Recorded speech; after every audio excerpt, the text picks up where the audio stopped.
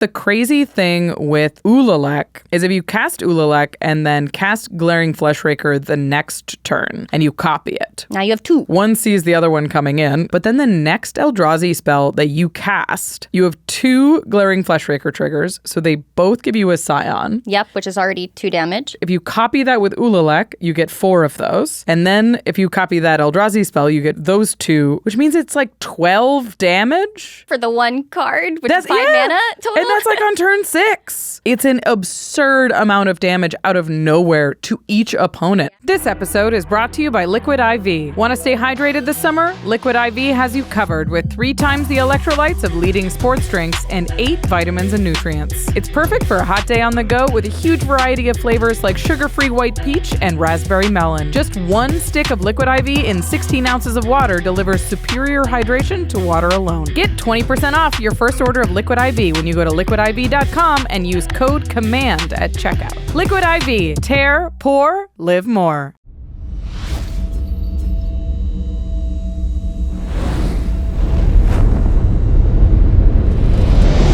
Greetings, humans. You have entered the Command Zone, your destination for all aspects of Elder Dragon Highlander. Enjoy your stay. Hello, and welcome back to another episode of the Command Zone podcast. I'm your host, Rachel Weeks, and today we have a special guest joining us. It's your friend and mine, Ashlen Rose. Hey, what's up, everyone? Thanks for having me back. I'm excited to be here. We're excited to have you back. And of course, we're upgrading the Eldrazi Precon for Modern Horizons 3. We were like, who else can we have but Ashlen to come talk Eldrazi's with me? We're going to be upgrading the 5-color, almost 6-color Eldrazi Incursion Precon for Modern Horizons 3. We're going to tell you what 10 cards you can add to the deck to get it in peak fighting shape, what 10 cards to cut to make room for those new cards, and we're going to use a budget of $50. On top of all that, we're going to go through the financial stats. We're going to go through the mechanical stats. We're getting the best cards in the deck. But first, if you want to pick up any of the cards that we are talking about today, if you want to pick up this sealed deck, if you want to pick up any of the Modern Horizons 3 decks behind me, go to cardkingdom.com/command, and you can support the show while you're doing so. They have a huge selection of singles and sealed product. If you're as excited about Modern Horizons 3 as I am, you're probably buying a little bit of sealed product, but you can wait to and get all of the singles that you're looking for after the prices have died down a little bit and settled where they're going to land. I like to shop for singles, especially for big sets that I know have powerful cards in them. All at once, I get 4 of these, 3 of these, 6 of these. So it's helpful to shop from a place that has a huge selection of cards so they can ship them to you in one package. I'm not chasing envelopes through the mail over the course of various weeks. Yes. Again, you can support the show and pick up some sweet, sweet magic cards over at cardkingdom.com/command. And once those cards are in your hand, you're going to need to protect them. You're going to need to decorate them, store them. Go to ULTRAPRO.com/command for the highest quality magic accessories in the business. Get yourself sleeves and dice and playmats, binders, banners, deck boxes, banners, plushies. They have a huge selection of just stuff that gamers need. I really like they have keyword dice. Oh, yeah. That are like for keyword counters. They have like flying icons and that kind of thing. So you're not being like, this penny represents a vigilance counter. It's helpful to have all of the tools that you need to be able to represent your board state so your opponents understand, but also you understand. Plus, MH3 has some really, really sweet art and some beloved new characters returning. We've got new Emrakul art, new Ulamog art, which means we've got Eldrazi's on playmats. If you're an Eldrazi queen like Ashlen, go to ultrapro.com/command and see what they've got. Again, ultrapro.com/command.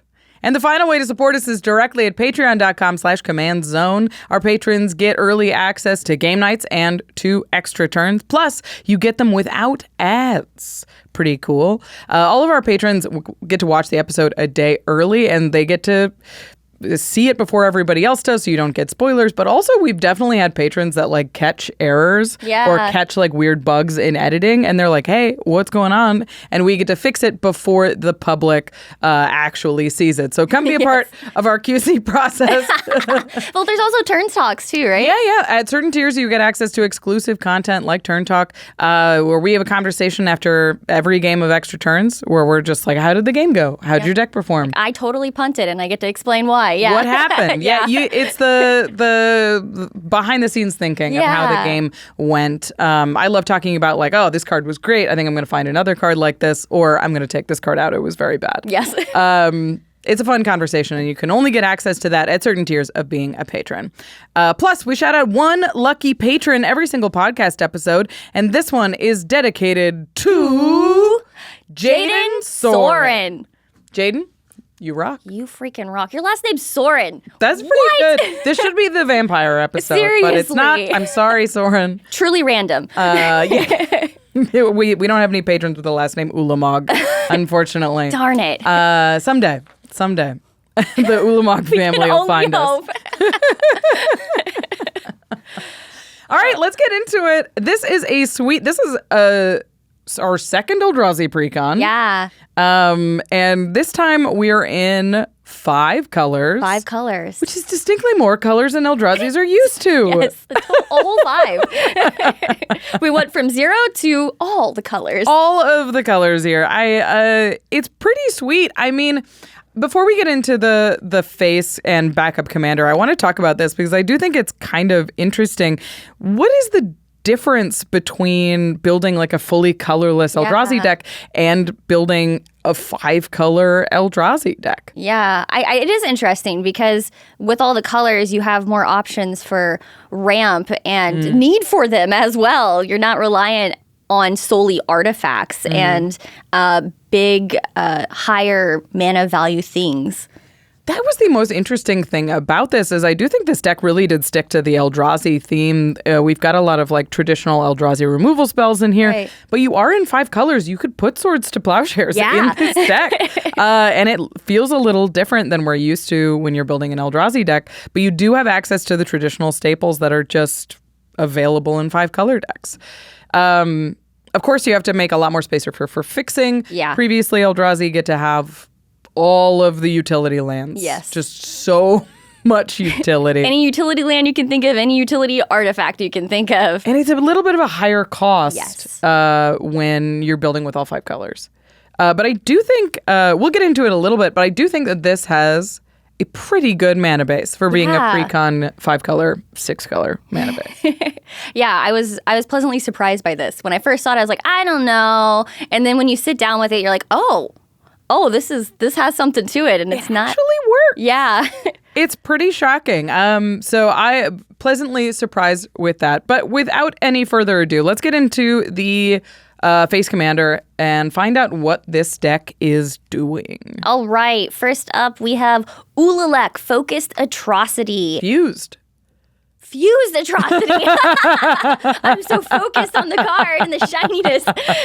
Ulalek, Fused Atrocity. And it is 5 colors, or how do you say that? 5 colors or devoid? Like it's such a weird mana cost. It's you can either pay colorless or you can pay the color. Right. So each. It could be 5 colorless. It could be Wooburg. It could be Woo colorless. Colorless. Yes. Wookirk. Yes. Yeah. So it's actually very easy to cast this card on curve because you don't technically need all of the colors. You just need access to colorless. It's so less restricting than a typical 5-color commander, which seems almost it seems like you're getting like away with something you shouldn't. You're like, I get to cast it without having all 5 colors. You can absolutely get away with the first few turns in this deck and not having Wooburg. Like you'll be fine having 2 colors. As long as you have access to colorless mana, you can go a long way. All right, so it's Wooburg, Wookirk, whatever you want it to be, honestly. For a 2/5 legendary Eldrazi with Devoid, it says whenever you cast an Eldrazi spell, you may pay 2 colorless. If you do, copy all spells you control. Then copy all other activated and triggered abilities you control. You may choose new targets for those copies. I mean, this is pretty sweet. Before we move on, so Ulalek is the combination of Ulamog and Kozilek. Yes. Right? Like it's the fused atrocity. I just got that. Yeah, I'm sitting here right now and I just got that. I love it. Okay. Yeah, I mean, I think it's just the two boys mushed together. Yeah. The funny thing about it, though, is they took like the almighty Ulamog and the huge Kozilek and they sort of squished it down into this 2/5. Ulalek. Compress. And you get like a mini Titan. Ulalek's very interesting because it's less about ramping to your Ulamog or your Kozilek or whatever big bad you have in the command zone, and it's more about getting Ulalek down and following it up with a big, specifically non-legendary Eldrazi of any kind. Totally. So it's a slightly different play pattern than we're used to seeing in Eldrazi decks. Yeah. Just generally, you got a value piece in the command zone that helps support some of the big bombs in the 99. Yeah, and I mean, one of the things I thought was cool about this commander specifically is it also encourages like you to play with like the non-typical Eldrazi's you would expect in an Eldrazi type deck because you don't need the 10 drops, the 11 drops. It's much more supportive of the other ones that have existed for so long but had no home. They're like 3 drops and 4 drop rares.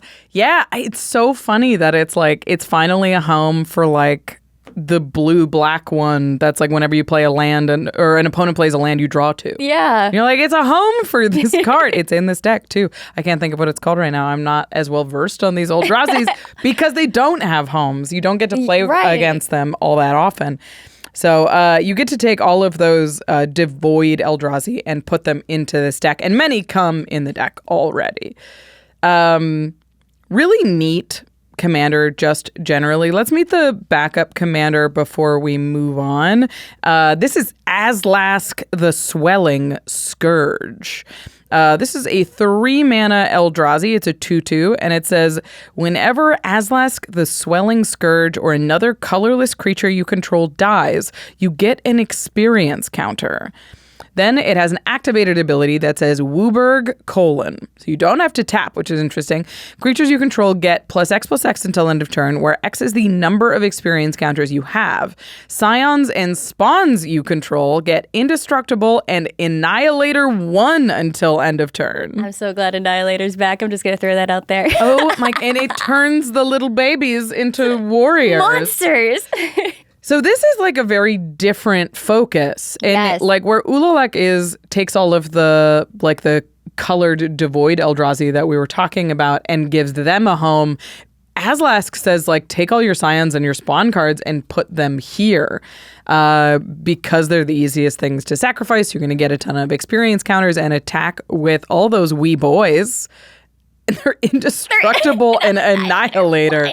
They're all grown up and a nightmare. You just destroy people's boards. Like, honestly. Like, if you attack with 4 things, Annihilator 4 isn't what it used to be. There's a lot more treasures running around. True. There's a lot of clues and foods and that kind of thing. So there's a lot more just junk to sacrifice. Yeah. But when you can go wide and be rewarded for Annihilator on each one, oh my goodness.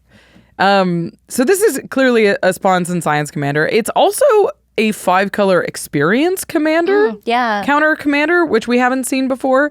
It has a focus on colorless creatures dying, so that's a bit of a side quest. But you could just fill this deck with all of the other experience counter cards as well, which is kind of neat. They don't feel particularly related. No, these two commanders they really don't. Yeah, like Ulalek doesn't really care about Scions or Spawns at all, and Azlask doesn't really care about casting Eldrazi's all that much unless they die, and then you get experience counters, I guess. It's like a overrun type thing. It definitely is just 2 different commanders that you can play and build around, I feel like, more than like one that supports the other. Yeah. So those are the 2 options for the command zone for this deck. We'll get to who we picked to put in the command zone in a little bit. But before we decide, we're going to talk about the notable reprints in this deck when you buy it off the shelf. We're only going to talk about the ones that are worth $5 or more. These are the ones that when you buy them, you're like, oh, good, I don't have to rebuy that. Right. Excellent. And there's some good ones There are 8 cards that are worth over $5, starting with Morophon the Boundless is sitting at $15. This is cool that it gets to be an Eldrazi deck. I think this was the only 5-color Eldrazi option before. But now Morophon in the 99, reducing those colored mana costs. Yes. Then the next one we have at $14 is Eldrazi Monument, which is honestly, it's just a great artifact. It's a game ender. It's really powerful. It's a great reprint. I mean, it can go in any sort of tokeny deck. As long as you can fuel the monument, you can get the benefit. Sitting at $11, we've reprinted Eldrazi Conscription. This is the aura that turns anything into an Eldrazi. Yeah. And if you have Ulalek in the command zone, turns 2 things into an Eldrazi. Terrifying. This is a very cool reprint for big aura decks and Eldrazi decks alike. Then we have one of my favorite staples now for any colorless deck. Honestly, I guess any deck, but especially colorless. Forsaken Monument, $8. It's just so good in your colorless Eldrazi decks. It makes them cheaper to cast. Your mana ramping with all the double of your additional wastes. It's just really great.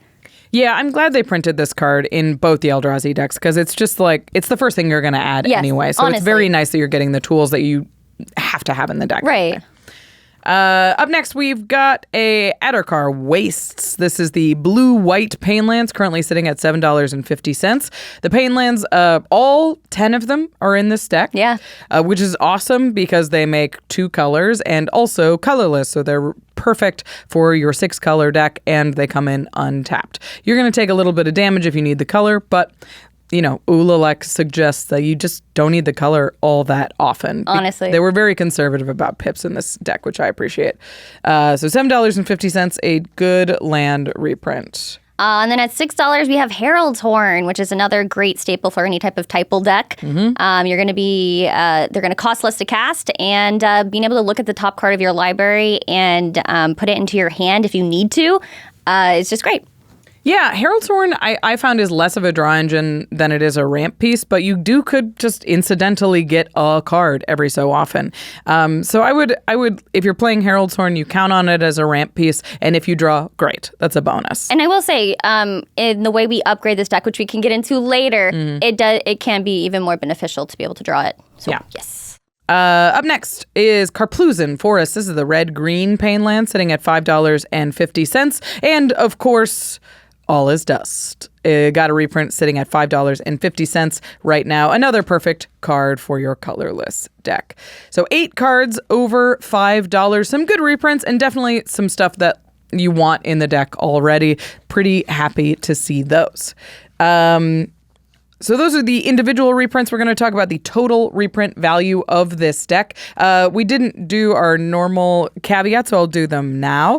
All of these prices are taken at time of recording, which is before this deck is announced. When you are seeing this, everybody knows, so those prices will go down.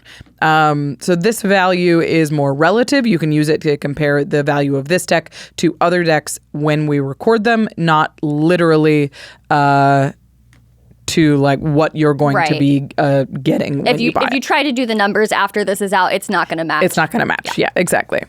Okay, so before we get into the reprint value, I do want to mention this deck is pre-ordering significantly higher than the other 3 decks. Yeah.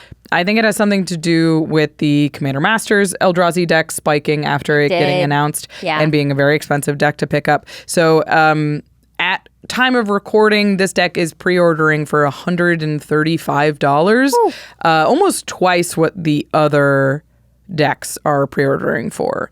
No, literally twice what the other decks are pre-ordering for. Wow. So the math that we did is based on that pre-order price of $135. If you can find it cheaper than that, then this will be a better deal. If you find it more expensive than that, this will be a worse deal. But all we have is the numbers on the table right now, which is pricey. Yes. That being said, the total reprint value for this deck is, I'll let you announce it, Ashlen, is $147. So about $10 to $12 more than the cost of the deck. Not ideal. Not ideal at all. Oh, it hurts. Yeah. It's not great. I anticipate the pre-ordering price will go down once the what's in the 99 is announced. But right now, it is certainly not worth it to pick up the deck at $135. Of course, this value only takes into account the reprints in the deck, which is only 73 cards. It doesn't include the 15 new cards from MH3, the 6 main set cards, and the 6 basic lands. Those are not included in this value. So technically, you'll be getting a little bit more value.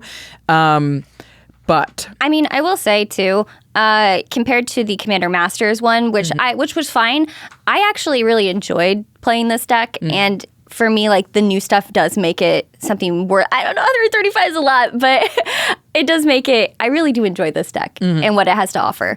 It's interesting. I mean, 135 seems like a speculative number, so it's very hard to base this, like, use this number and give you something that feels productive. Because, of course, right now, the bang for your buck is abysmal. If you buy it at $135 and you're only getting $147 worth of value, you're getting $1.09 of card value for your $1 American dollar. And that reprint value is going to go down. So what it means is, like, literally you will be getting less reprint value than your American dollar. Not great. This is, honestly, it is the lowest bang for your buck value we've ever seen. Really?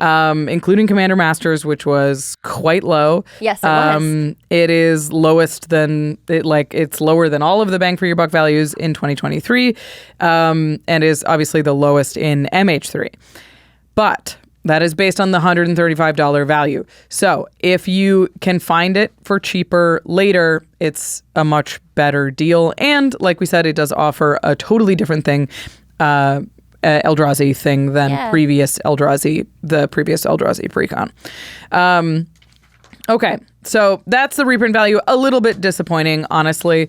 But like you said, we've played this deck. And it plays. It really does play. And it's fun. Let's talk about the deck stats and we can talk about the deck as a whole. So excited to talk about the deck. I know. It's time. Who cares about the reprint value? This is the deck. So it's time to break down the stats.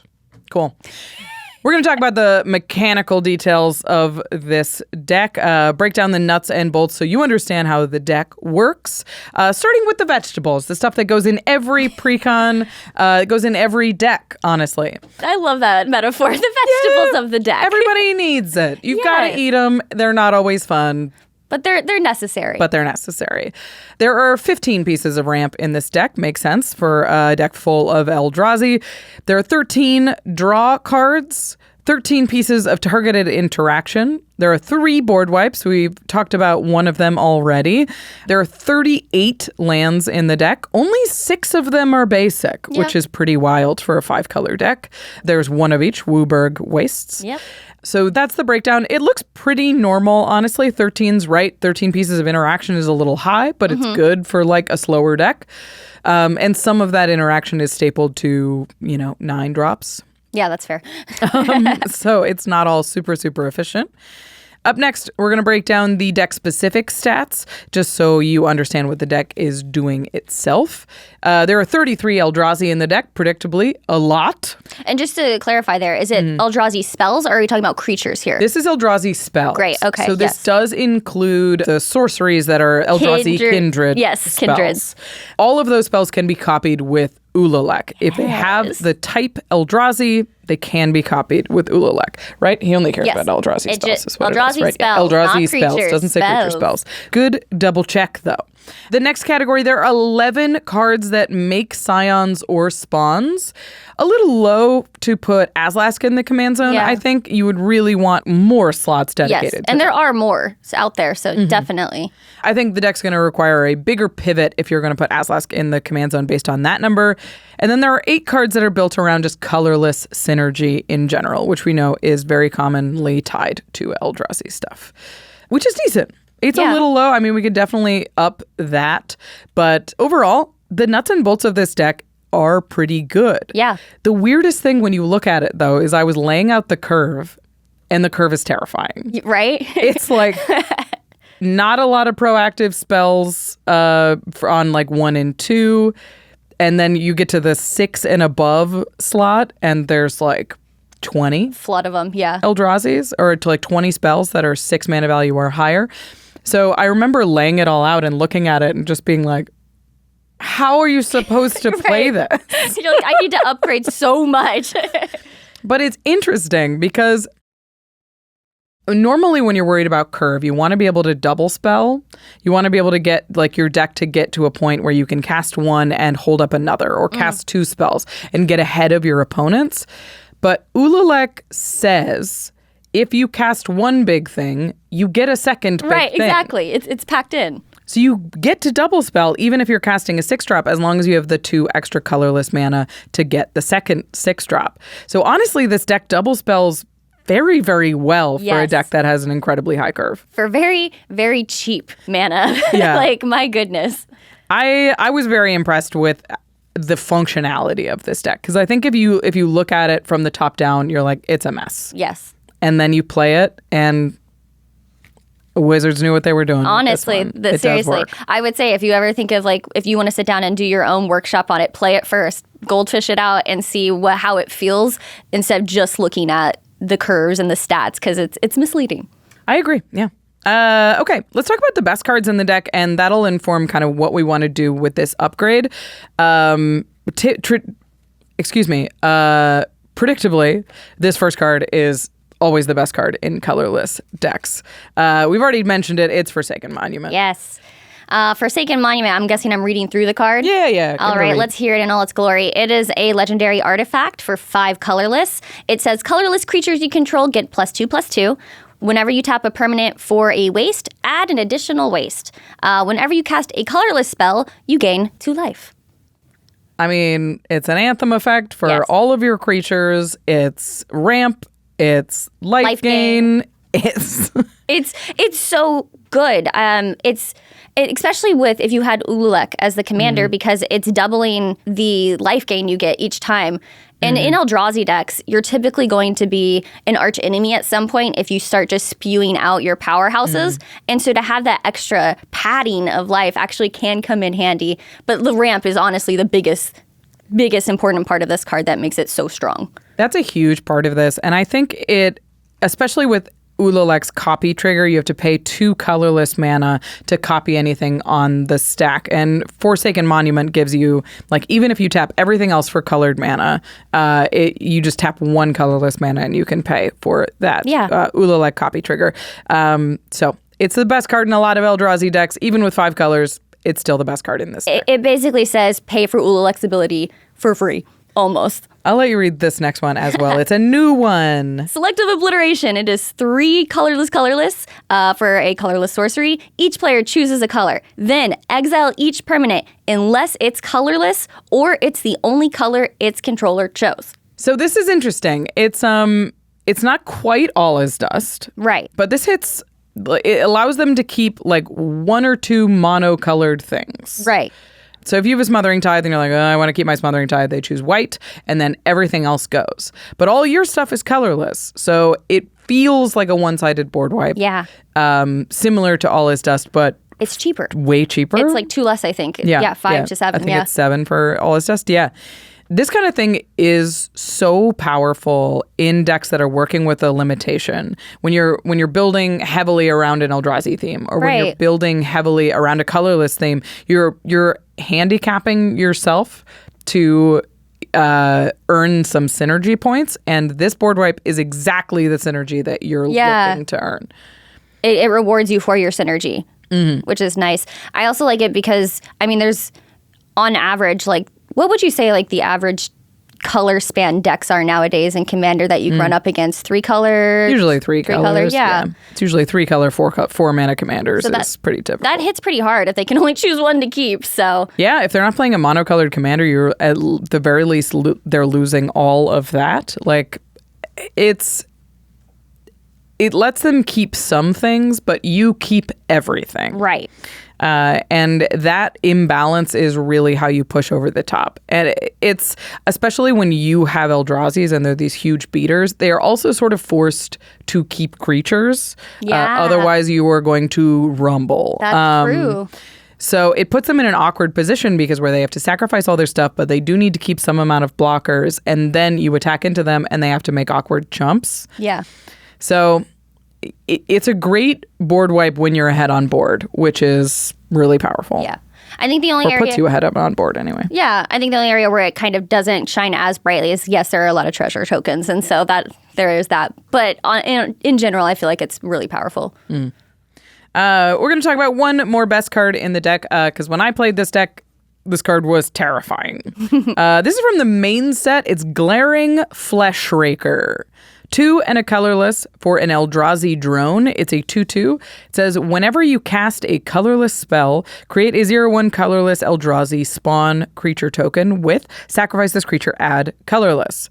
Whenever another colorless creature enters the battlefield under your control, Glaring Fleshraker deals 1 damage to each opponent. So this is like a colorless Impact Tremors, kind of. Yeah. But the crazy thing with Ulalek is if you cast Ulalek and then cast Glaring Fleshraker the next turn and you copy it. Now you have 2. Now you have 2 Glaring Fleshrakers. One sees the other one coming in. But then the next Eldrazi spell that you cast, you have 2 Glaring Fleshraker triggers. So they both give you a Scion. Yep, which is already 2 damage. Which is already 2 damage. If you copy that with Ulalek, you get 4 of those. And then if you copy that Eldrazi spell, you get those 2 Eldrazi. And you have 2 Glaring Fleshrakers, which means it's like 12 damage. For the 1 card, which is 5 mana total. And that's like on turn 6. Like you cast Ulalek on 4, you cast this the next turn. And even if you have just a tiny Eldrazi, like a 3-drop, if you copy it with a Glaring Fleshraker on the table, it's an absurd amount of damage out of nowhere to each opponent. Yeah. And it doesn't even have to be a big scary Eldrazi. No. It can be a value Eldrazi. There's like counterspell Eldrazi's that will deal 12 damage.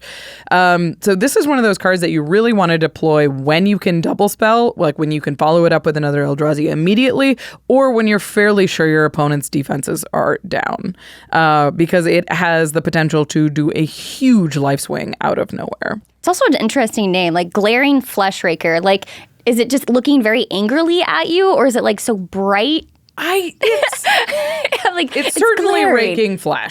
That we know.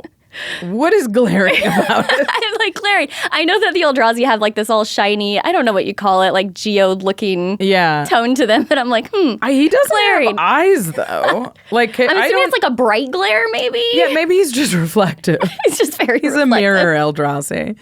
It's Eldrazi names are always a little They're fun. puzzling to me. Where they're all just sort of doing random things. Yes. We're going to talk about Vile Redeemer, and you're like, what is he redeeming? And why is it? Why is it so vile? It's hard to get a read on them. They're not very expressive. Those are the best cards in the deck. They're going to give you an idea for like what we're trying to do, and it's colorless synergy, but it's also just overwhelming your opponents with Eldrazi spells rather than, slamming one bomb and crossing your fingers. It's a little different. It's a very different like shift.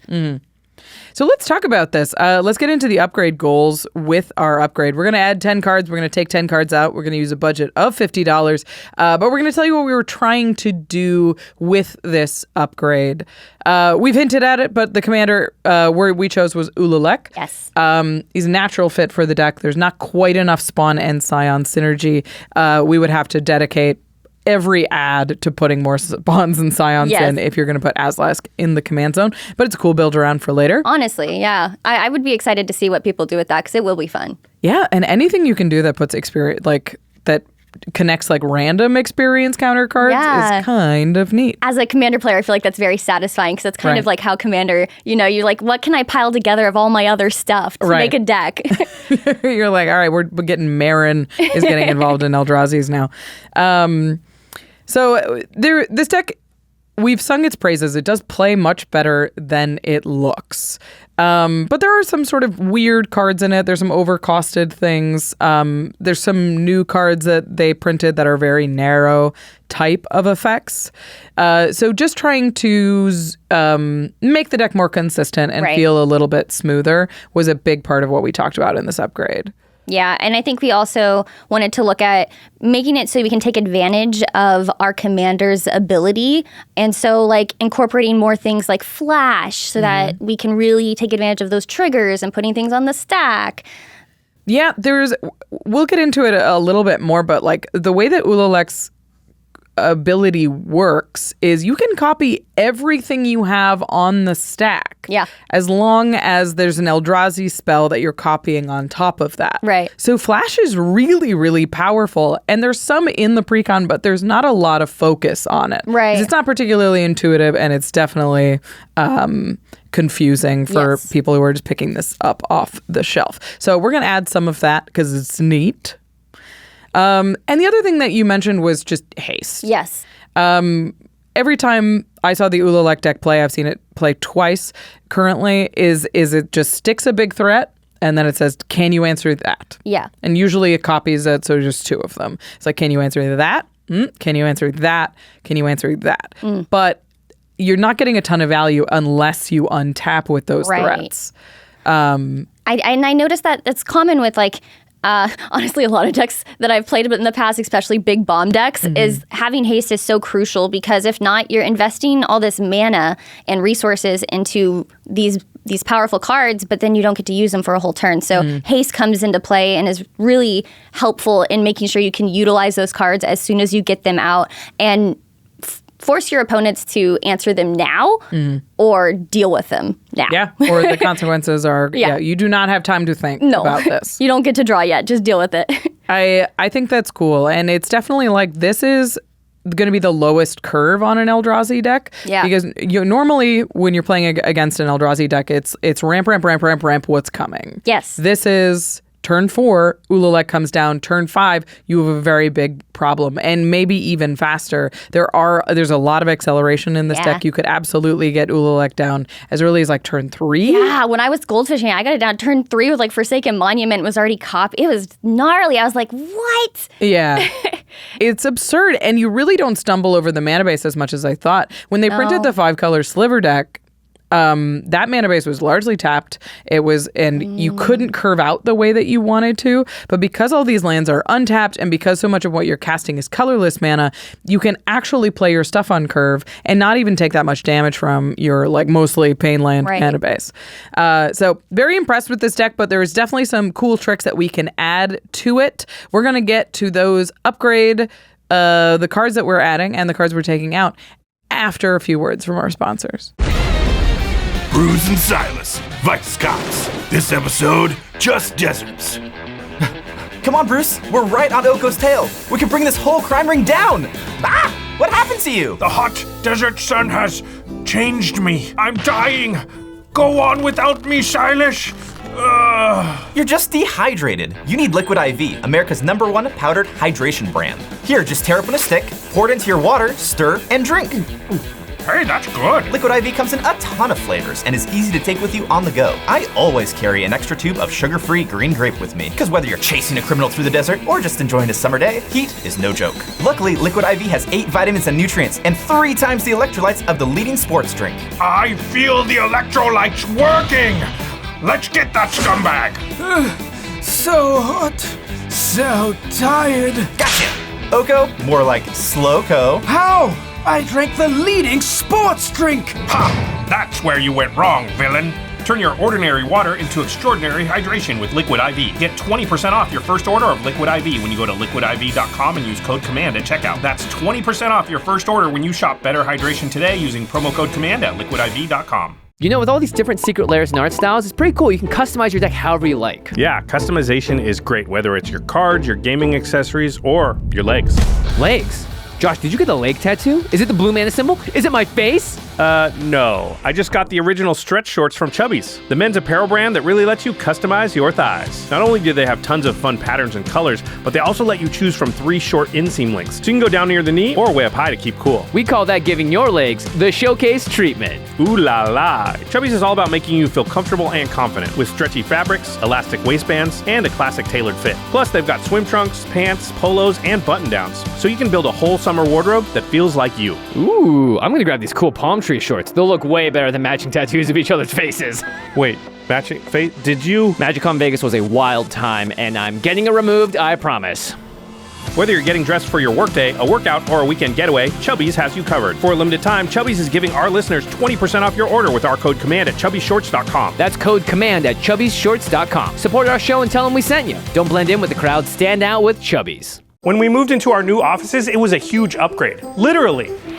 This place is gigantic! Which is great, but then you realize every single room needs Tables, chairs, computer stuff, decor. We wanted the place to look nice, and obviously we want it to be Magic themed, so we're looking for stuff that's classy and high end. And one of the coolest things we found was this Jace Beleren statue from Gatherer's Tavern. Yeah, look at the incredible attention to detail, and it looks even better when it's all lit up. Plus it comes with interchangeable parts, so you can customize it with different poses. This is really the ultimate Magic collectible to be the centerpiece of your home, office, or gaming setup, especially if you're a blue mage like me. Or for the true OG collectors, check out this Black Lotus relief sculpture.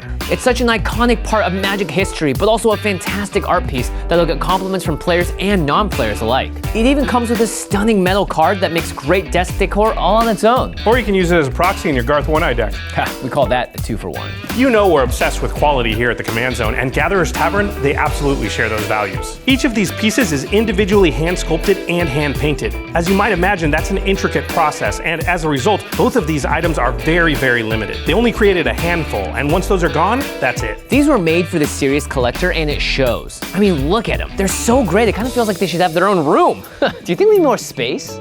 Oh, don't even talk to me about that. He's still a little touchy about the move. Go to Gatherer'sTavern.com/CommandZone to get 5% off your purchase of these amazing premium collectibles. If you want to show off your love of Magic, Gatherer's Tavern has the coolest and highest quality display pieces out there. So pick one up today and get 5% off any Magic the Gathering items on the site when you go to Gatherer'sTavern.com/CommandZone. All right, my new deck list is complete. Now, let's see which cards I don't already own and buy them. Wait, how'd you do that without going through a million boxes? Oh, I just use ARCHIDEKT. They make it super easy to upload and manage your collection. Then when you're done brewing a deck, you can sort it by collection status to see what you already have. So this group is just cards you don't own? Yep, I just click buy this stack, and it takes me right to Card Kingdom. Whoa. ARCHIDEKT is the best place to browse, brew, and playtest commander decks. Just go to archidekt.com/CommandZone to get started. That's ARCHIDEKT.com/CommandZone. Welcome back, everybody. We are talking about the Eldrazi Incursion Precon. We are going to get to this upgrade. We've given you a lot of information, and we spent a lot of time with this deck, so it's time to tell you what cards to add. This first category that we're talking about is Flash. Yes. Just stuff in general. So I want to walk through how this works, because it is super sweet. Yes, it's super sweet, but can be very complicated. And honestly, you can play this deck just fine and completely mess up how this Flash works and miss out on potential power. Value. So Ulalex says, whenever you cast an Eldrazi spell, you may pay colorless. If you do, copy all spells you control, then copy all other activated and triggered abilities you control. You may choose new targets for the copies. So Ulalex copies the actual permanent spell, so you'll get 2 of the Eldrazi spells, and it'll copy all cast triggers, and it'll copy all other things that are on the stack. So if you have like a Beast Whisperer and you cast a creature, you have a Beast Whisperer trigger on the stack. It'll copy that as well. But if you can put an activated ability or a triggered ability on the stack and you want to copy it again, you can put an Eldrazi spell on the top of that. Like an Ulamog's Crusher. Yeah, sure. Right? It's like Ulamog's an 8/8. Crusher. It's super powerful. You cast that for 8. And you pay 2 colorless to make a second copy. But now you're like, you know what? I want more Ulamog's Crushers, and I have all this mana. You can put a Flash Eldrazi on top of that and pay colorless again, and that will copy all the things on the stack, including the Ulamog's Crusher, including the copy of the Ulamog's Crusher, including any other you're right, 'cause triggered it's ability. copying the spell. It copies everything on the stack. That's right. So the more Eldrazi spells that you have with Flash, the more this stuff snowballs. Of course, you need a lot of mana to be able to do that. That's like, right. 15 mana or something like that. But you're an Eldrazi deck. You've got mana. Yeah, the Elder Deep Fiend, which is an Eldrazi octopus for 8 colorless, 5/6 flash with emerge cost 5 blue. Whenever you cast a spell, tap up to 4 target permanents. So you copy that, you tap 4 permanents if you're able to pay. Yeah. Crib Swap is a cool example in the deck. So Crib Swap is a instant with Changeling, which means it's an Eldrazi spell. Yes. So it'll trigger your commander. You can pay 2 colorless, copy your Crib Swap, copy the Crusher, copy the copy of the Crusher. And so one of the other ways I was thinking of this too is when it comes to like combat tricks or anything, if you have things like creatures that say during combat, like if you flash something in when that's already on the stack, does that work? Yeah. If you have, like we talked about the Flesh Raker, if you have ETB damage triggers on the stack, you could flash an Eldrazi in on top of that and copy all of those 1 damage triggers. It's so good. As long as you have the mana to pay for the copy ability, like Ulalek's copy ability, then you're good. But it's basically anytime you're doing something super powerful, you can double it with a Flash Eldrazi. Yes. It's wild. You could even put, it's not in the deck and we're not suggesting you add it, but you could put like an Aetherflux Reservoir trigger on the stack and flash an Eldrazi in on top of it and copy that activated ability and kill another player with it. Like, it's that powerful. It doesn't have to be related to Eldrazi's at all, as long as it's on the stack. It's just a giant tendril laser. Pew! Okay. So let's talk about it. We're adding a couple of cards to make it easier to do this because it is really powerful if you can make it happen. So versatile too. You have so many more options and fun gameplay interactions at your fingertips. So the first card we're adding is a land. It's Emergence Zone for $1.50. Nice. It's what we said. You can abuse cast triggers and. It's a land. It sacks itself. It's 1 tap sack Emergence Zone. You may cast spells this turn as though they had flash. So you have to sack a land to do it. It's technically like costs you 2 mana, but you can copy a powerful thing going on the stack. Yes. The next one's a classic. We should have Josh Leakwise head pop in here as we say it. But we're actually going to add Vidalcan Orrery to this deck. It's currently sitting at $8. It's come up a little bit since its reprint in Double Masters, I think. But this just gives all your spells flash. Yes. Now they have no idea what's happening. Yeah, and you can also abuse or take advantage of being able to cast your creatures before your turn, so then you don't have to worry about the haste. If you don't have any haste enablers yet, you can get those out and then untap with them and use them. It's a big thing about haste and flash just in general when you're playing big threatening permanents like this is when you have nothing on your board, you look you look less scary. Yeah. People look at your board and you don't have that much. Of course, all your mana's open and you have cards in your hand, so you are scary. Yes. Don't forget that. But being able to flash something in on end step and suddenly produce, 16 power worth of attackers is so powerful, even if you're not doing this tricksy stacking Eldrazi's thing. Pretty sweet. So $8 for Vidalcan Orrery, worth every penny. All right, up next we have Void Grafter. It is an Eldrazi drone for a colorless green and blue. It's a 2/4 with Devoid and Flash. It says whenever Void Grafter enters the battlefield, another target creature you control gains hexproof until end of turn. Nice. It's a great way to keep whatever you need on board protected, especially your commander. Ulalek's a big part of this value engine, especially if you're tapping out for an Ulamog's Crusher or some big threat. You really want, well, not quite tapping out, but I guess if you have this, but you want something in your hand that can give you that protection. And it's not even dead if you don't need the protection because you can use it as a copy spell. Yeah, honestly, it's 3 mana to copy all the other nonsense you could do. And it's just 25 cents, which is going to come up a lot because these are Eldrazi that aren't typically seen played anywhere. So, 25 cents for the Void Grafter. This is a very budget upgrade. Yes, it is. You don't, you actually actually don't need the $40 Kozileks or the really expensive Ulamogs or another Emrakul. Like, they're perfectly good. Right. You can copy those cast triggers and they're very powerful, but you don't get 2 of them. No. So there's not a ton of benefit to adding all of the really expensive Eldrazi's to this deck. We have teased it already. It is time to add a little bit of hasty threats to this deck. Starting with a big one that came from Commander Masters. Flayer of Loyalties is 8 colorless for an Eldrazi. It's a 10/10. When you cast this spell, gain control of target creature until end of turn. Untap that creature. Until end of turn, it has base power and toughness 10/10 and gains trample, Annihilator 2, and haste. Flayer of Loyalties itself has Annihilator 2 and trample. So the Flayer doesn't have haste itself, but it does give you 2, if you can copy it, terrifying 10/10 threats while removing 2 blockers. Yes. I consider it would you consider this a game ender or a closer if need be? Yeah, I mean, this is like an Eldrazi. It's not as far as an insurrection, but you can take like terrifying blockers, turn them into very serious threats, and it's out of nowhere where what's on your board, you're like, I've got my 2 blockers and, there's nothing on board that can kill me right now. But if you can yoink both those blockers and attack with 20 hasty power, that's not a death people expect. Yeah, honestly. If you cast this thing at flash speed, it can save you it can save you in combat. It can do all sorts of crazy stuff. You're probably not going to be able to sacrifice them. There's not a lot of sack outlets in the deck, but you can make plenty use of 10/10s with Annihilator and haste. Mm-hmm. And it's $750 for that one. That's probably one of the more expensive ones because it's newer and a big bum. Yeah. It's a great cast trigger to copy, and it's a great body to double as well. A 10/10 with trample and Annihilator too. Okay, this next one is my favorite, honestly, for this deck, just because it's such a powerhouse. Reality Smasher. It is an Eldrazi, a 5/5 Eldrazi for 4 and a colorless.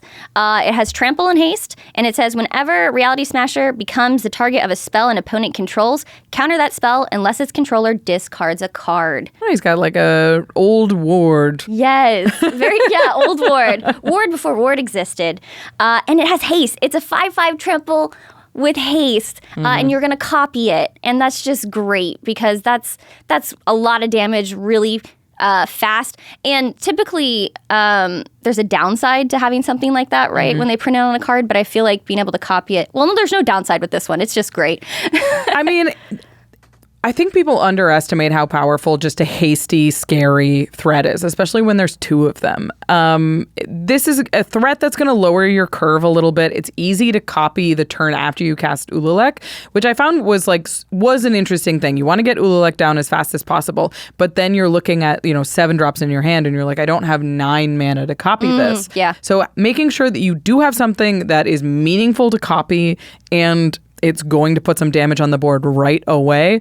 Again, we're just saying that this is an Eldrazi deck with a lower curve. It's more aggressive and it's more swarmy than it is, individual. Big looming threat, yeah. So Reality Smasher actually fits perfectly into the curve of an Ulalek deck.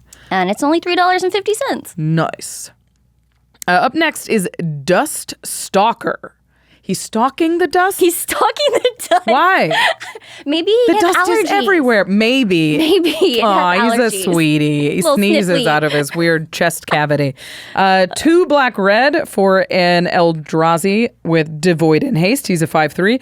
At the beginning of each end step, if you control no other colorless creatures, return Dust Stalker to its owner's hand. This is the one with the downside. Yes. So normally when you cast this, you cast this 5/3 with haste, and you better hope that you have another colorless creature or you're going to have to recast it. But with Ulalek, you can copy it, have another colorless creature on board, and you don't have to bounce anything, and you've got 2 hasty, scary threats. Right. And if they deal with the token and it returns itself to hand, you get to do it again. It's totally fine. Yeah. I could play it again and copy it again. Yeah. Again, lowering the curve, making things more aggressive, making sure that your mid-rangey Eldrazi's are present and getting you plenty of value as well. Yeah, I really like that one. And it's 50 cents. It's nothing. Up next is an enchantment, actually. We're adding some colors in here. It is Rhythm of the Wild for a colorless red and green. I love this enchantment in general. Creature spells you control can't be countered. No. No. No to your no.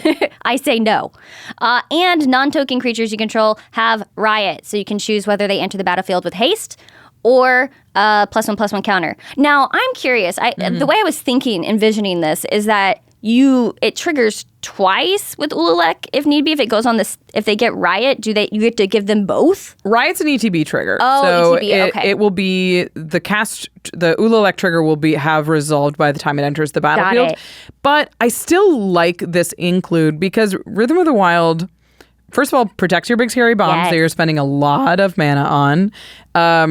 And when you copy something with Ululek, you pay the 2 colorless to copy it. It copies a thing on the stack. If they counter it on top of you copying it, you don't get the copy or the spell. Right. So turning off that and making it so that you can't get blown out by a copy effect or by a counter effect is actually really, really good, in addition to just giving your big scary things haste. Yes. Yeah. I think, when you're investing so much mana into your synergy, it's important to be able to find ways to protect that. And I thought this did that very well. It's also a good example of like what you can do with Eldrazi's when you add 5 colors. Yeah. Like you can play these stapley enchantments that aren't actually in this deck. They really did stick to a lot of Eldrazi themed things, a lot of colorless spells in general, and that has a lot to do with why the mana base works so well.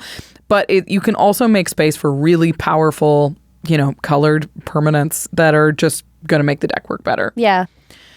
Up next, a classic, especially when you're playing scary things, it's Swiftfoot Boots.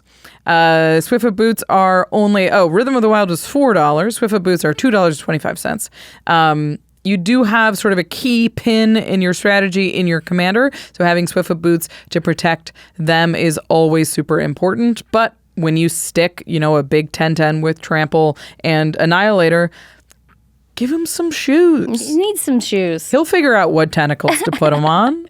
He'll figure that out. That's not your problem. Being able to move haste around and make sure that you can deploy threats and they can attack right away is so powerful, like we've talked about. And Swiftfoot Boots have a lot of utility. Up next, even more Eldrazi. Yeah, things that are going to give us the more the merrier. Get them in here. At $1.50, we have Reflections of Littjara. It's another enchantment. It's 4 colorless and a blue. And it says, as Reflections of Littjara enters the battlefield, choose a creature type. Eldrazi. Whenever you cast a spell of the chosen type, copy that spell. Which is very important here. So this does go on the stack. Yes. Whenever it's a cast trigger. Whenever you cast a spell of the chosen type. So if you have Ululek and Reflections of Littjara on the battlefield, Reflections of Littjara won't copy the triggered ability, won't copy your cast spells, but it will give you an additional copy of the Eldrazi you're already copying with Ululek. So you're just... Does it kind of copy? It's like... So you have Ululek on the battlefield, you have Reflections of Littjara on the battlefield. You cast any Eldrazi. Let's just say it's a... Glaring Flesh. Oh God, that one's so confusing. Oh, I'm so sorry. It's fine. You cast a Glaring Fleshraker. This is the 2 and a colorless one that we mentioned before. You get a cast trigger from Reflections of Littjara. That goes on the stack. Then you get the copy trigger from Ululek. That goes on the stack. You can pay that 2 colorless, and that'll copy the copy effect from Reflections of Littjara and the Glaring Fleshraker itself. So now we have 4 copies of just that creature spell. Is that right? So you get, yes. I'm following. Great. 4 copies of that creature spell, but including the non-token one. It is worth noting, and we'll talk about it a little bit more later, but Ululek copies the spell, as does Reflections of Littjara. It copies the spell on the stack. And when you copy a permanent spell, the copy spell becomes a token. It does not count as creating a token. So this is not a great deck for your Parallel Lives or your Anointed Processions or anything that's going to... Primal Vigor. Yeah, if you're copying, if it says when you would create a token, create an additional one, you're not creating a token here. A spell is becoming a token. Right. And that sounds really hairy. And that's because it is. Yeah. It was in our like rules commander players get wrong episode. Oh, yeah. And continues to be tricky. just like so tricky. Yeah. And we'll talk about why it matters a little bit later. But yeah, Reflections of Liara lets you pop off. If you have Ulalek and Reflections of Liara, oh my gosh. Any one spell is a nightmare. You just get so much more value. We've got one more ad here. And it's just more card advantage. When you're sticking huge threats, you always want to be able to follow it up with another one because they have to be able to interact with the Eldrazi deck, and your opponents will know that. This one is Conduit of Ruin. This is a $6 card. It's also a 6-mana Eldrazi. It's a 5/5. When you cast Conduit of Ruin, you may search your library for a colorless creature card with converted mana cost 7 or greater, reveal it, then shuffle your library and put that card on top of it. The first creature spell you cast each turn costs 2 generic mana less to cast. So there's a lot of great things going on here. You can double the cast trigger, which means you get to stack the top of your library with 2 big scary bombs. But then if you copy the Conduit of Ruin itself, your first creature spell you cast each turn costs 4 less to cast. Yeah. That leaves you with a ton of extra mana to keep casting Eldrazi, but also to copy stuff with your Ulalek. $6, but definitely the kind of Eldrazi that you want in this deck. Yeah, and I think when I did the numbers, it was about 13 Eldrazi cards that were 7 CMC or more, roughly. So there's a good amount to play with. Plenty of targets there. And it just means that you're just going to go runner, which is so scary in an Eldrazi deck. Okay, that brings your total. So those are the 10 cards we're adding to the deck. That gets the total value of this upgrade to $35. Let's go. That's plenty. Get some foils. Make Get it shiny. Some more. Start building the Spawn and Scion deck too. You've got extra room in this budget. So those are the 10 we're going to add. Make it a little bit trixier, make it a little bit safer, make it a little bit faster. What about what to cut? What are we taking out of here? Well, before we go to cuts, I want to talk about the main set. Oh, yeah. We're going to talk about it here. So the Modern Horizons main set is full of Eldrazi's. So there's obviously a lot of cards that if you open or if you want to pick up, you can put right into this deck and they're going to be really, really powerful. Yeah. We don't tend to include them in upgrades because we don't know what they're worth at this time. We don't have their prices, but we do want to mention them because there's some really cool stuff that you can do with the main set and this Precon. Yeah, there's definitely some synergies I noticed and was like, oh, I'd love to add this, but we don't have a price for it. Right. So. It doesn't quite work with our budget upgrade style. But if you open it or you do see it, do it. It's going to be great. This first one is wild. It's Echoes of Eternity. It's 3 colorless. And it's an Eldrazi Kindred enchantment. If a triggered ability of a colorless spell you control or another colorless permanent you control triggers, that ability triggers an additional time. Whenever you cast a colorless spell, copy it. You may choose new targets for the copy. So it's another Ulalek. Yes. That can be copied by Ulalek. Yep. You can put this on the stack and copy it with Ulalek, and now anytime Ulalek triggers, he triggers 3 times, and you can copy those things. If you pay to copy it, you copy. Yeah, that's where my brain goes. It's a lot. It's a lot of value. You do have to pay the colorless a lot, but it does mean if you cast it like a glaring flesh raker, you get the opportunity to copy it 3 times if you've copied the Echoes of Eternity. Right. And you can see how it would be a problem. Oh, that's right. You can copy Echoes of Eternity with Yeah, because it's an Eldrazi spell. There's so much. Or another. It doesn't copy itself. Okay, that's good. Yeah, it's a real headache, but it's definitely going to be good. Yes. If your opponent puts this on the board, kill it. Run Counter away. it. But they're going to have 2. If you have Ulalek, there's going to be 2 of these. That's sort of the crazy thing about this deck is you're sticking huge problems that need to be removed, and targeted removal is not very good against you as long as you're playing in a curve on the way that you can be copying every single spell that you're casting. Right. There's even more, believe it or not. We talked about haste being such a big part of this deck's upgrade, and this next one's perfect. Yeah, it's a Eldrazi line breaker. Just I love one football. It's a football player. But I guess with what it does, it makes sense. It's one colorless and a red for a 3/3 Eldrazi with Devoid and Trample. But it also says at the beginning of combat on your turn, target creature you control gains haste and gets X plus O until end of turn, where X is the number of Eldrazi you control. So it makes your threats fast and it pumps them for 3 mana. If you have 2 of them, it gives 2 things haste, the copy and the original.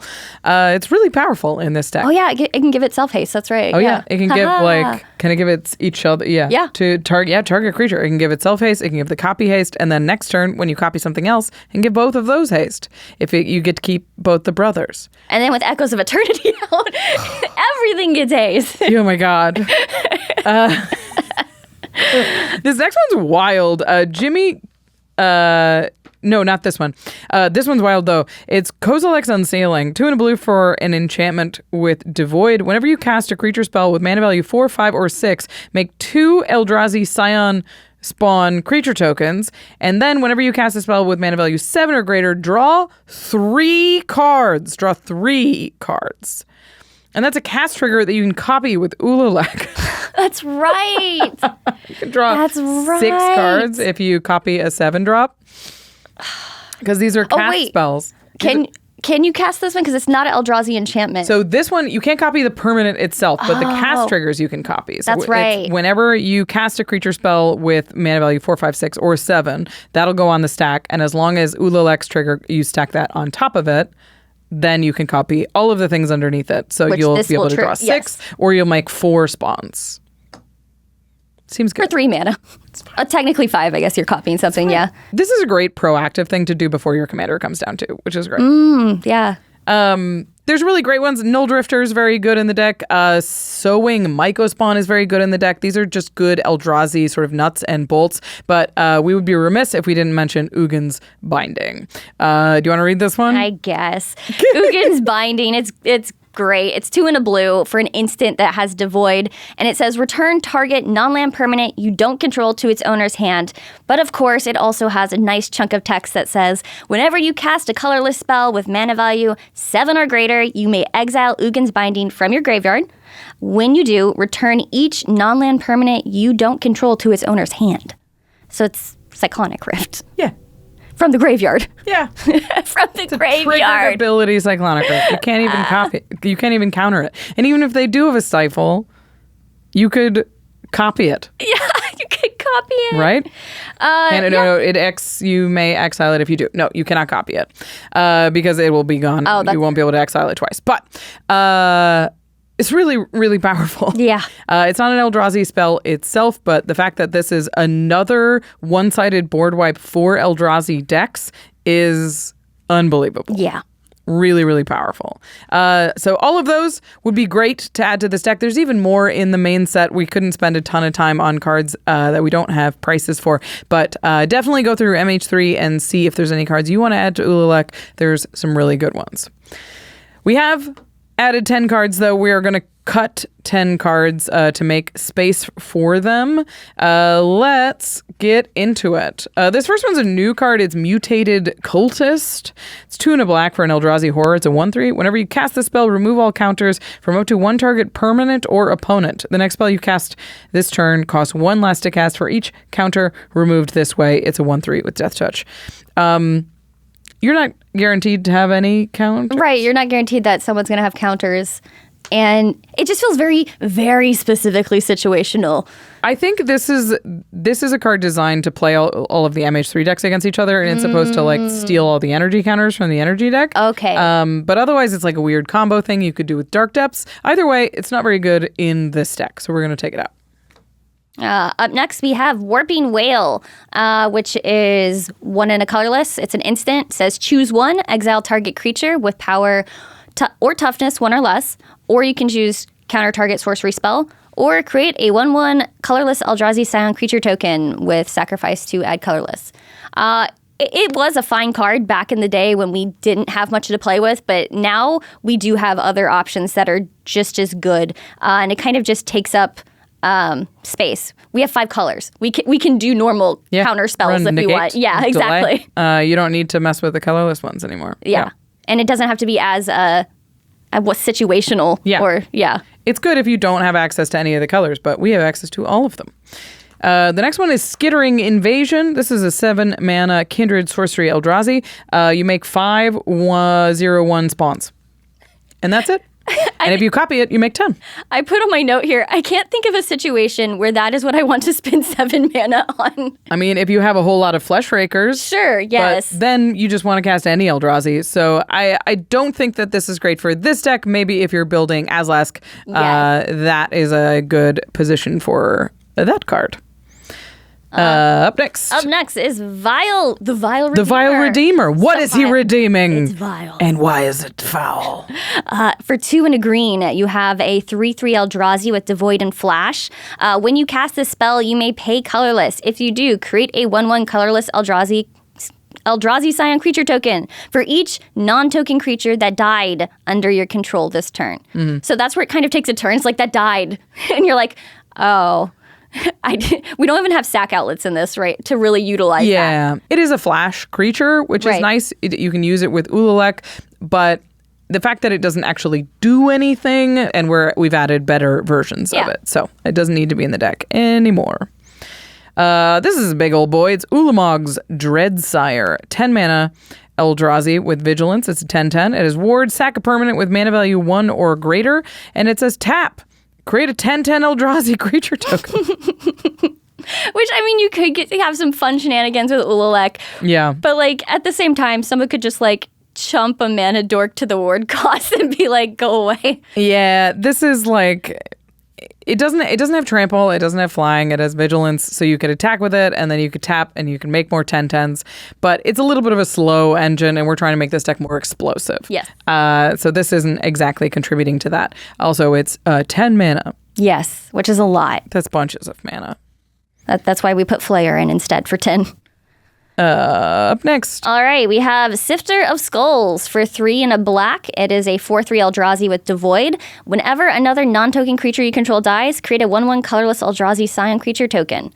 So again, we're kind of taking out a lot of the Scion synergies just because there wasn't enough of it to give it what it needs. It's again for the sub commander, I think. It also only triggers when non-token things die. Yeah. So it's like you have to figure out, I guess that's only good in a board wipe or when people remove your thing. Like, we do not have sack outlets for our non-tokens in this deck, other than, I guess, he makes you sacrifice. Is that correct? No. Nope, I'm thinking of another thing. Whenever it dies, create one. Yeah. Yeah. Hard to make work in this deck. Up next is Idol of Oblivion. This is a 2-mana artifact that says tap, draw a card, activate only if you created a token this turn. 8 tap, sacrifice this, make a 10/10 colorless Eldrazi creature token. We're getting rid of a lot of the Spawn and Scion stuff, so this is a less powerful draw engine. It also specifies if you've created a token this turn. So I don't believe this works if you've just doubled a thing with your commander. Because it's not creating the token. It becomes a token. Interesting.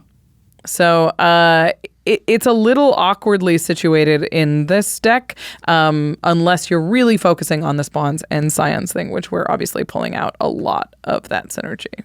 All right, and last but not least, we have we got 2 more, actually. Oh, 2 more. Oh, that's right. There's another page. Okay, there's like 3 more. Okay, anyways, Eldrazi Displacer is out of here. It's 2 and a white for a 3/3 Eldrazi with Devoid.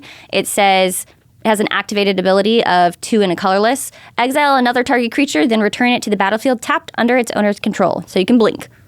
We just don't have a lot of ETB synergies to take advantage of this. No. It's a great card. Just not for this deck. It's very powerful, but yeah, all the Eldrazi's in here have cast triggers. Right. Which is like one of the primary things. Up next, we are cutting Azlask, the Swelling Scourge. So you can build him as a Spawn and Scion deck. We're cutting a lot of the Spawn and Scion stuff. Generally, we don't have a lot of good ways to make stuff die, so it's very difficult to get experience counters on purpose in this deck, which means that the activated ability is also not that powerful. So Azlask is going to go and can find his own home. Yes, build a home full of Eldrazi spawn. And with it, he can take with him Suffer the Past. It's the last card we're cutting. It's X and a black for an instant. It says, exile X target cards from target player's graveyard. For each card exiled this way, that player loses 1 life and you gain 1 life. If they don't have anything in their graveyard, this really doesn't do much. Yeah. It is dead. Graveyard hate needs to be a little bit more incidental than this. I don't often like to dedicate a whole card to just like, this is graveyard hate and it only does that. Right. So having a card that is dead most of the time, unless your opponent is playing a graveyard deck and you happen to have a whole bunch of mana, it's just not worth a slot in most decks. Cool. All right, yeah, that's 10 cards in, 10 cards out. We've streamlined the deck a little bit. We've lowered the curve a little bit, made it a little trixier. So you've got Noodly Monsters Surprise out of the sky. Right. Eldrazi's with Flash is very scary. It is. Eldrazi's with Flash that copy. Mm-hmm. So I want to talk about how this deck plays now that we've upgraded it. I did want to mention that it's a 5-color mana base, but the fact that so many of the cards have colorless mana costs in them makes this a 6-color mana base. So it is not especially on a Precon budget, it is a little hairy. But if you keep it how it's built, which is largely with colorless cards, using colored mana only for when it's really powerful or only for 1 pip. Yes. The mana base will support it. But if you're doing upgrades for this deck, I wouldn't go wild adding like double green or double white or any of that kind of stuff, because it will make your mana base more painful and a little less functional. So as much as we were saying that, like, put in, you can put in really strong removal spells, you can put in really strong engine pieces, make sure that you're considering the mana base when you're doing so. Yeah, and if anything, it's an even exchange of what you're replacing it with so that you don't mess with it too much. That was something to be very mindful of, just because the creatures, all the creatures are Eldrazi types. Which I think is really important. And then they're only 1 pip of each color each, like you mentioned, which makes it so that you can support it, and still, because you still want to be able to use Ulalek's ability too. You want to have that extra mana to copy, because that's kind of the key thing there. Yeah, I would say as soon as you get 1 color of each color on the board, you're basically functional in this deck. Like if you have a blue source, a red source, a green source, you'll be able to cast most cards in your deck as long as you have access to colorless mana. So I wouldn't rely on too many double pip stuff, certainly not any triple pip stuff. Just be careful with what you're adding, or if you're adding, adjust the mana base accordingly. Yeah. But with the adds that we put in there, you should be just fine. It didn't add anything super extreme. Honestly, Rishkar's Expertise is in the deck, and that's probably the dodgiest spell in terms of mana cost. Yeah. Okay, so let's talk about how this deck plays. Yeah. Because it's a totally different curve than Eldrazi decks have had in the past. It's refreshing in a way. I think it's much faster than you expect. There's less buildup, right? Yeah. You, on turn 3 at earliest, can you do turn 2 if you have like Soul Ring into Hedron Archive? Yeah, Hedron Archive's in here. Yeah. There's definitely ways to get a ton of mana really, really fast. Yeah. I don't, like, you would have to have a very strong hand. Yeah. So turn 3, 4, typically, if you don't miss your land drops, it's very fast. And you can start taking advantage of cards right away because you have 3-drop creatures instead of like investing more into artifacts, which is what's very typical of a Eldrazi deck. The nice thing about this deck is once Ulalek is on the battlefield, he's going to be a big part of your engine, but your opponents are also going to have to worry about the threats that you're dishing out. Right. Because you're putting out 2 at a time. So spending targeted removal on Ulalek means they're leaving your 2 threats alone. Yeah. So if you can follow up Ulalek with a serious threat that sort of demands answering, like even these 5/5s with haste and trample are going to start beating people to death faster than they are ready for. It'll keep targeted removal away from Ulalek and force them to deal with some of the stuff that's showing up fast and threatening more damage. But you do have to protect the boy. Yes. Yes. I'm not sure how many boys. They're fused. Protect them. Yeah.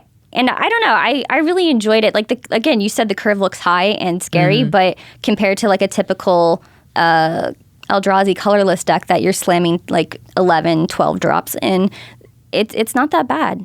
Yeah, it looks wilder than it is. I will say that. And it's because Ululek's ability just lets you slam a threat, slam a threat, slam a threat, and they just can't be picked off by targeted removal, which is usually the risk of playing like 8 drops, is somebody just hits it with a 1 drop and then all your board progression is gone. Right. But the fact that you can pay 2 extra mana and have 2 of them, and now their targeted removal is worse, and you've effectively double spelled, it just means that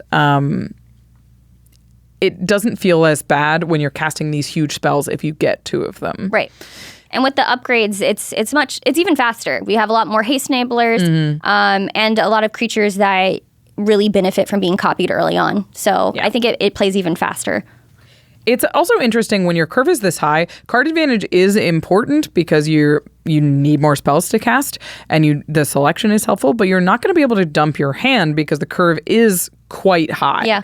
So as long as you're getting like a couple cards at a time, you don't need to draw 10 cards because you won't be able to deploy them. Everything's 6 mana. True. And you want to be able to copy them. So as long as you have a steady stream of cards, you're drawing 1 extra card every so often, 2 extra cards every so often, you're going to have enough threats to keep following up Ululek and continue to pressure your opponents. Yeah, I think that's a good point, because that's one of the other things that makes this deck sturdy, is how I would say it. Because typically in a game, you kind of peter out at some point. And I think this deck with the copying, you are able to kind of slow it and keep a steady flow of threats each turn, while your opponents hopefully peter out. Yeah. Yeah. I mean, they're certainly going to run out of removal. So exactly. I'm like, where is that board wipe? I think this deck is really well built. I think it's going to be cool to see a whole new version of Eldrazi running around. Eldrazi Typal hasn't necessarily been that possible because it's just more built around like ramping to Kozilek or ramping to some individual Eldrazi threat. And this is, This is a stampede. And it's gross and wiggly and pointy. Wiggly and you're vile not really sure, and glaring. Yeah. You're not really sure where one ends and the other begins. It's all yucky. Okay. To the listeners, what do you guys think about this Precon? Have you gotten to play it yet? Any cards that we missed in this upgrade that you were like, of course, you should put this card in? And any cards that we suggested to add or take out that you disagree with? We're always excited to hear your opinions. If you're building Azlask, tell us how you're doing that. We're in the comments. We're reading those. So if you have feedback about the upgrade, or, if you have feedback for somebody else doing this upgrade, put it in the comments or leave it on the ARCHIDEKT link. We'll post an ARCHIDEKT link of this upgrade so you can see it all in one place. Check that out. If you want to pick up any of the singles or sealed product we talked about today, if you want to get the Eldrazi Incursion deck or any of these upgrades or even the new cards from MH3, go to cardkingdom.com/command. Card Kingdom has a huge selection of Magic cards. We're Magic players. We're going to buy a lot of Magic cards, especially when a new exciting set comes out like Modern Horizons 3. There's a lot of really powerful cards, which means you're going to be doing a lot of upgrading, which means you need a big old stack of singles. So go over there, get everything that you need in one place, and you can trust them to ship it to you safely in a package wrapped up in a little plastic box with a packing peanut and a token for your trouble. We trust Card Kingdom with our card collection over here, and if you do so as well, you're supporting the show while you do it. Again, cardkingdom.com/command. And once those cards are in your hand, you're going to need to protect them, sleeve them up, put them in a deck box on a themed playmat, get the dice that match. If you're building Eldrazi, you can get this new Emrakul playmat. Yeah. She's back. She's cool. She has madness now. Madness, I tell you. Being in the moon that long has driven her crazy. There's a lot of sweet stuff that is built around MH3. I really like the portrait art cards that are back in MH3, and they've got it on playmats and on binders. check them out, pick them up. There's sort of like cool pop arty thing going on, and you can do so while supporting the show at ultrapro.com/command. All right, we've talked a lot about Magic. Let's take some time to talk about something outside the world of Magic real quick before we go. Yeah. What are you doing right now? What am I doing? I just finished an anime that I really enjoyed and highly recommend. Okay. It's called Bocchi the Rock. So it's about a girl, a high schooler, who has very much social anxiety, which I think a lot I can relate with, honestly. Sure, yeah. And she has very, very much social anxiety to the point where she isolates herself a lot, right? But she loves the guitar and she gets into it. And it's about her journey working through her anxiety while also like being an awesome guitar player and rocker. And the really cool thing about this anime is that it's not afraid to have fun. They do nods to other animes, they go really hard on the animations for her anxiety. Like when she starts thinking about a situation and how it could go, for anyone who's experienced that and you're like, oh my gosh, there's going to be X people here and this is what's going to happen. You kind of go in your head and like trip out. It does like this really cool animation for it, and it's different every time. They've nodded to Dragon Ball, JoJo's. It's great, and I highly recommend it. It's just a lot of fun, and it's wholesome. It's a wholesome anime that I think a lot of people can relate to, and I recommend it. Watch Bocchi the Rock. I love that. I mean, when I've watched anime, it's often when I just need something on, and I need something pleasant, and I want something watchable, and it's nice that it's like relatable and beautiful too. Very cool. All right. Before we go, we're going to say a big thank you to our amazing team here at the Command Zone. Thank you to Damon Lentz, Eric Lem, Megan Yip, Gaurav Galati, Jordan Pridgeon, Jamie Block, Arthur Meadowcroft, Manson Lung, Josh Murphy, Jake Boss, Sam Waldo, Evan Limburger, Katie Cole, Mitch Schrafer, Josh Leakwai, Jimmy Wong, and, of course, to our Eldrazi fanatic and expert, Ashlen Rose, for taking the time to do this upgrade. I appreciate it. Thanks for having me. Yeah. And thanks to Rachel for putting this all together. Oh my goodness. Also me. Yes. Eldrazi's, they're rainbow now. Yes. All the colors. Yum, yum.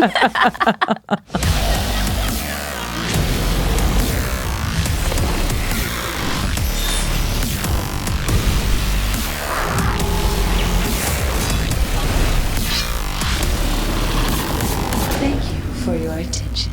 For further inquiries, send an email to commandcast@rocketjump.com or ask us on Twitter @JFWong and @Josh Lee Kwai. See you later, alligator. Greetings, humans.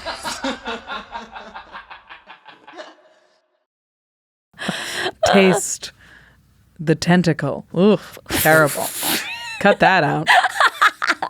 Ooh. I was trying to do Taste the Rainbow. No. And I just couldn't. No. Doesn't do it. No, that just takes a different turn. Awful. All right. All right.